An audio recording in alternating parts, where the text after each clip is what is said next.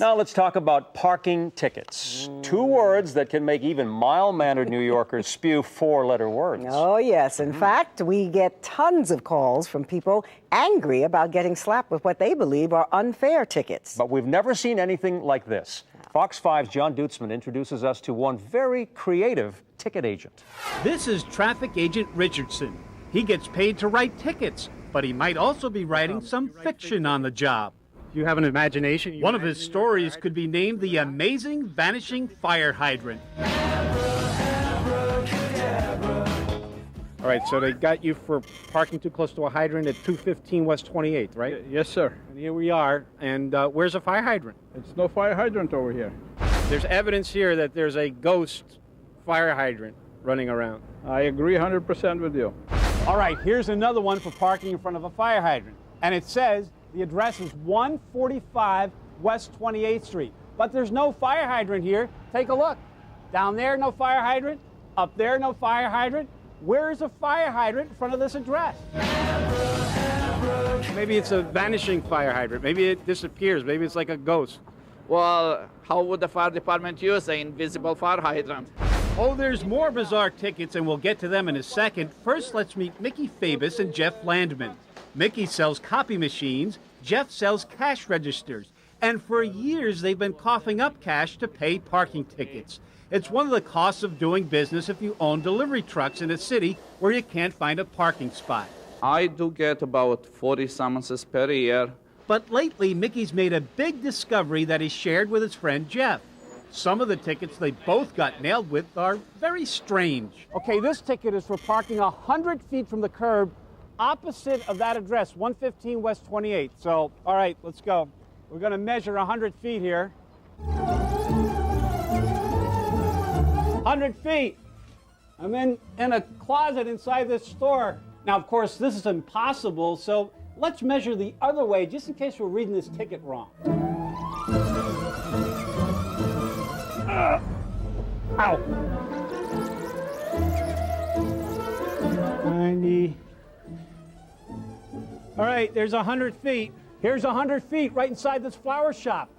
That's a tough parking job. These two tickets are for parking in front of a hydrant at 220 West 28th Street. But there is no 220 West 28th Street. In fact, this whole building here is a Fashion Institute of Technology. But here's what's more important. There are no fire hydrants on this entire block. Take a look. Now, this ticket has 5 things wrong with it. First of all, it's for parking outside of 231 West 28th. Now, here's the address sign. It goes from 229 to 239. Maybe 231 somewhere in the middle. But look at here. This is not a place to park. It's a driveway. Most people wouldn't park in a driveway. And it's for parking too close to a hydrant. There is no fire hydrant. And it's for parking 4 feet from the hydrant. So he made up the 4 feet. And there's one other thing wrong with this ticket. The van that got the ticket is a GMC, but the ticket says the van was a Chevy. All of these screwed up tickets had one thing in common, traffic agent Richardson.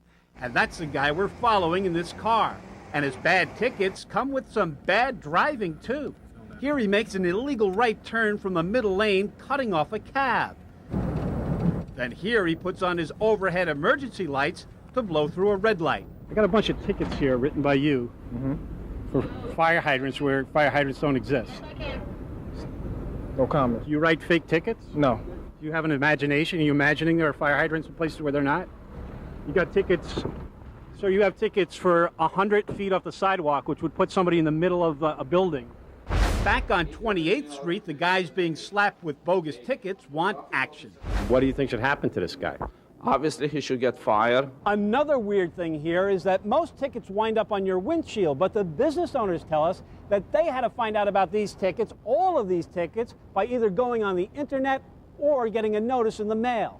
We wanted to give Agent Richardson one last chance to explain the kooky tickets, so we followed him to headquarters. These fire hydrants don't exist. If you believe so. The fire hydrants don't exist. I've been there. They're not. It's not even close. Can you explain how you could write so many tickets that are so far off? I think the guy should pay the price. I would send him to jail. As harsh as that sounds, that guy does have a point. Any police officer or traffic agent who signs the ticket is swearing what he saw is true. He does so under the penalty of perjury, which means if he's lying or making it up, he could go to jail. I'm John Deutzman, Fox 5 News.